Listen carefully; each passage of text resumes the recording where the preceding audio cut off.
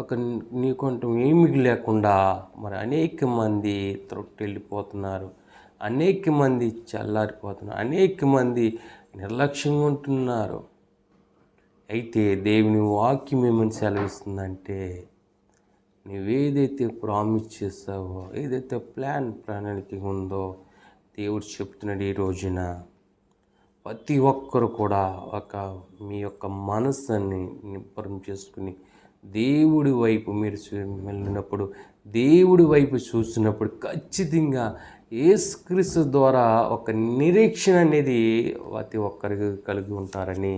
దేవుని వాక్యం సెలవిస్తుంది. ప్రియమైన దేవులారా, ఈ రోజున చాలామంది నేను క్రైస్తవుడని చెప్పుకోవడంలో అర్థం లేదు, కానీ దేవుని వాక్యం చూస్తే